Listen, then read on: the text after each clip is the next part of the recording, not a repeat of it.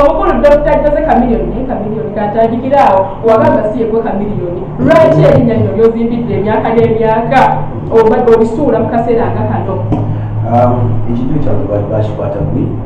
erinnya terivanga ku Chameleone wabula nga bona tetwatandika political career ate n'emyaka gigenda tugenze tukula so kati omuntu eteekerateekera emyaka gyange giddako nasalawo nenzirayo okusoma so nengezaako kwenrolinga ku University e Georgia Atlanta kabagezako kwenrolinga nga bo baba bakwawula omuyimbi n'omuntu agenda kusoma kati nebagamba nti kusooka kwenrolinga nina okudde baffe gye bansaala nga zetinge enjawulo ya Chameleone so era ekyo kyolaba tekali kalamu mu linnya lyejjako sebe erinnya lya Chameleone linnya ddene neswa lisuula limbeezeza emyaka mingi ne bafaanange bampita naye ekyo kyali just official okusobola nti banzikiza okujoina University ya Atlanta era kyakola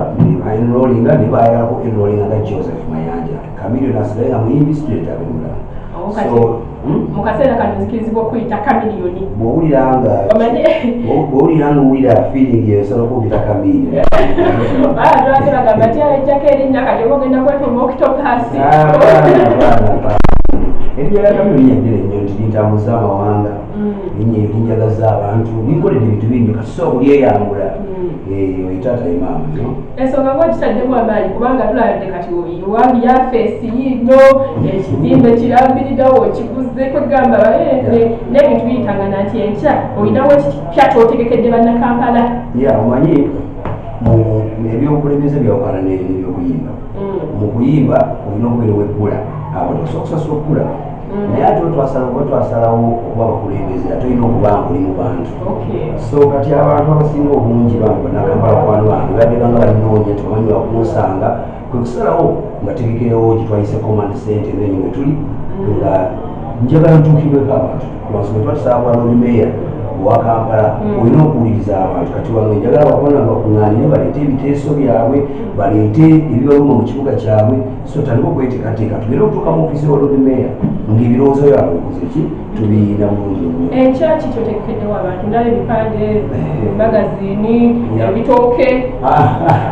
n'abengoma bajja n'abengoma ddalawo okuvuzera kiki otegeka kuyeekera gavumenti enkya mu social distancing tutegeseewo omukolo ogulonkinga ku ofiisi yange eno nga tutandika okugenda okuwa meya officially kati negera kubeera command center tugenda okukola task force abantu bagenda okunyamba mu kunoonya akalulu ebisinsi babifuula scientific katulina okuteekawo base omuntu wagenda okusanga mu social distancing omugambe tugenda oduumire constituency ogenda oduumire omuluka gw'ebintu bifaananamu ebityo so enkya official opening abakulu bangi bempiseeko wano basinia bahonorables bagenda kubeera bangi wano ne bakwano bange betukiziganya nti lugendo olw'okwegulula n'okwenunula mu mwaka 2020 ekitegeeza n'omuntu wawansi naye omwaniriza akageri ketuli mu bintu bya covid-19 abantu busiise bangi nnyo mpise omuntu wansi omuntu wa bulijjo naye mwaniriza naye simanyi kinatusobozesa naye alabireko ebyebusukka luguudo asobola n'okutuuka sokutuuka so tujja kusigera nga tumenyamu ebiwamu tumenya nti kati bano tumaze okwogerako nabo mukirire n'abalala bwekityo kisobole okuba nti tetwagala kusosola muntu yenna kulumukolo entebe y'obwameri ogyetegekedde otya kubanga abantu bagamba tonnaba kuteekawo propaganda y'amaanyi eyogera ku kintu ddala kikyogenda kutuusa omanyi bagamba abamanyi getakeera nti ebizibu ebibonyabonya Kampala tebyajjala bizibu bipya Kampala ekibonyabonya byebizibu ebirimu ofisi gyetwateesewo abantu baleete wali division nekiyisumbu ojja kusanga esumbu amakindi esumbu olubaga nange nenteeketeeke zange naye nga nze ekisinga obukulu njagala kulwana kugula yamirimbako ekibuuzo kyandibadde nti lwaki wasalawo okuyingira politics kubanga musicali wali okola bulungi era erinnya Chameleone tosaddiisaako maaso ng'oyogera ku music wa Uganda lwaki wasala eddiiro n'okujja mu politics obuvunaanyizibwa waffe ng'abantu abamanyi abeetegese okuteekateeka eggwanga kiba kikyamu nnyo okuba nti nina ideas nina obukozi nina amaanyi byesobola okugatta ku muntu wange munansi ate nensigala muzinsigale ojja kusanyuka naye essaawa gituliko yakaweefube kola nti buli muvubuka buli alina obusobozi ajjagatte omusitwagano yokununula eggwanga kakati tetujja kuddiira sigale nga nkubuuki nkuyimbira walewale ng'ate nina enteekateeka mu mutwe nange gyenza okugatta ku ggwanga lyaffe nirigenda mu maaso. Kati okuyimba wakuvangwa ku makalika bwolinga owanzabe okuyimba nze nnyimba era nandaba otijja akimanyi okyali muyimbi ate ng'oliro nebonza okusakusa omwero ogw'ekiro nga atandikatandikirawo ekyo kyantondebwamu okuyimba nkwagala nnyo era sijja kwerekiriza ddala nja kulaba bwekifugatta obudde oburekodinga miziki n'obuweereza abantu. Naye kati position y'abayimbi weeri kati ne baperforming artists egenda eyugayuga olw'amateeka gano agajja wooto ogenda gayo gawoma mu mutwe amateeka g'oli musanyufu nago oyagala gakyukemu. Njakuba nti kintu kye bayita art taliko omu art taliko mateeka art talina agakuba bikonde mutogo wansi wa belt art talina kusibwako omupingo art talina okusigala kati njoko ekyokulabirako singa bakende bagamba nti bateesawo okuteeka nti simanya oluyimba abaana bamala luwuliriza n'oluta singa nsalawo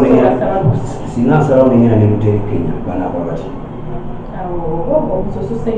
okitegedde so amateeka ago galiwo okunyigiriza abayimbi olw'ensonga nti bala nti abayimbi begase mu politics ali active kati banoonya engeri gye batusesema naye nga tetubalina kutugeza tugo so kati bagezaako nyo okuteekawo obukwakulizo buli naye ebintu byagamba etyaffe wemanyi bwogera nebukoma. Kati omukulu ensonga zineno yadde tutagala tuziteekeko nnyo sira naye endala tuzogereko omukulu Edirisa Busuuza Eddie Kenzo muyimbi munno yaveeko ebu najja wano mu Uganda ebyamutupako wabimanya bulungi era bagamba nti gwe kennyini tewakola kimala kuvaayo kugamba munnaffe atukulembera mu kisinde kino ekya People Power Robert Kyagulanyi Ssentamu kugamba kubanja nakolaki butakaalambukira nnyo ddoboozi eri Kenzo naawe kennyini n'ovaayo n'omukuddaatera odi eyafulumawo nga Kenzo oyo wamuyisa si mulungi.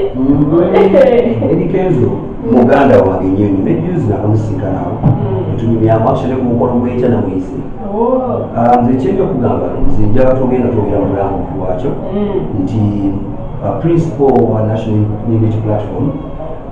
namugamba twafunamu okuberezanya nti amazima gali nti olina okusembeza buli mumu kale bwewaawo naye ng'omuntu alina emirimu mingi nnyo ekyo tukikkirize nti essaawa zino abantu abamutuukirya bangi nnyo nnyo sawa sobola mesegiyo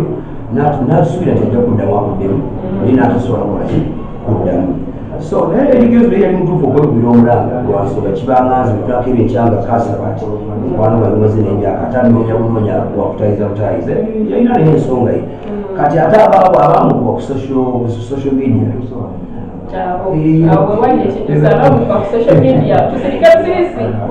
munauganda weyatuuka essaawa munauganda bakusanyidde ebigambo kati baliko solusi mu ngeri eyinza okukosa omuntu olala naye oluyimba yamaze ekibuyi kyagamanya hanze kimugambye so kati zisooka okwogera ku banamundi w'abantu abamukuba naye ngolulala ne banauganda babiri n'ekisa abaana batabukira Kenzo meeya tebamusanyusa nkitegedde kati meeya ogenda kulembera abaana ba Kampala wano eno nakumalawo obuvuyo obubula lya mirimu nabuvuyo mu bavubuka naye tulina obuzibu mu famire yammwe eno ey'abamayanja baganda baabo batabuse kuba lwaki tobatuuza kubanga kalaso